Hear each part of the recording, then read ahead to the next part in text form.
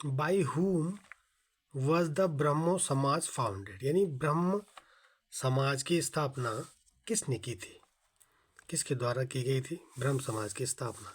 तो ब्रह्म समाज की स्थापना की गई थी राजा राम मोहन राय द्वारा।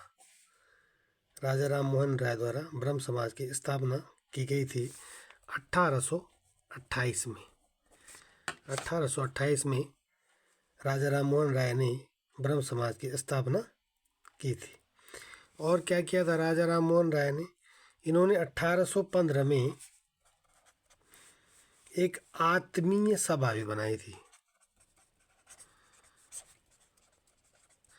आत्मीय सभा बनाई थी, ठीक है। आत्मीय सभा जो बनाई गई ये राजा राम मोहन राय के द्वारा बनाई गई। ओके। और क्या किया राजा राम मोहन राय ने, तो राजा राम मोहन राय ने 1815 के बाद 1817, ठीक 2 साल में बाद हिंदू कॉलेज की स्थापना भी की थी। हिंदू कॉलेज की स्थापना भी की थी, ठीक है। और इनको जो राजा की उपाधि थी, राजा की उपाधि इनको किसने दी थी, अकबर द्वितीय, अकबर सेकेंड ने इनको राजा की उपाधि दी थी, ठीक है। ठीक, 3-4 फैक्ट मिल गए। राजा की उपाधि राजा राम मोहन राय को अकबर सेकेंड ने या अकबर द्वितीय ने दी थी। राजा राम मोहन राय ने ब्रह्म समाज की स्थापना 1828 में की थी।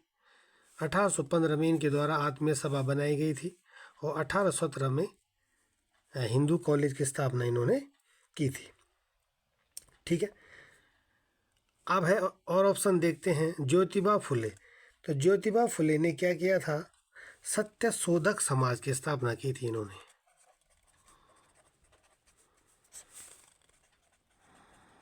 सत्य शोधक समाज की स्थापना 1873 में की थी।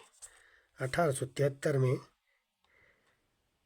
सत्य शोधक समाज की स्थापना ज्योतिबा फुले द्वारा की गई थी, ठीक है। अच्छा, इसमें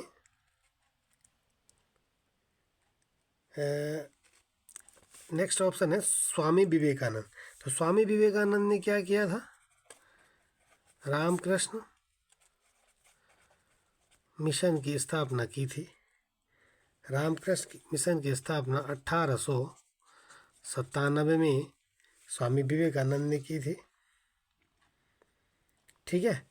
और दयानंद सरस्वती ने आर्य समाज की स्थापना की थी।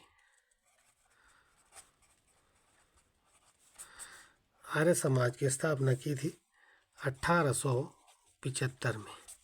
और इन्होंने एक स्लोगन भी दिया था, बैक टू वेदाज, या वेदों की ओर लौटो। तो वेदों की ओर लौटो किसने कहा था, स्वामी दयानंद सरस्वती ने, जिन्होंने आर्य समाज की स्थापना 1875 में की थी। स्वामी विवेकानंद जी ने रामकृष्ण मिशन की स्थापना 1897 में की थी। ज्योतिबा फुले ने सत्य शोधक समाज की स्थापना 1873 में की थी। और राजा राम मोहन राय ने 1828 में ब्रह्म समाज की स्थापना की थी। 1815 में आत्मीय सभा की स्थापना की थी या बनाई थी। और 1817 में हिंदू कॉलेज की स्थापना की थी। और इनको जो राजा की उपाधि दी गई वो अकबर सेकेंड के द्वारा दी गई। तो ये कुछ फैक्ट थे, हमने सारे ऑप्शन को यहाँ पे एक्सप्लेन कर दिया है, आप इसको अच्छे से समझ लेंगे। ये मोस्ट इम्पोर्टेंट फैक्ट्स हैं जो एग्ज़ाम में आते हैं। Thank you.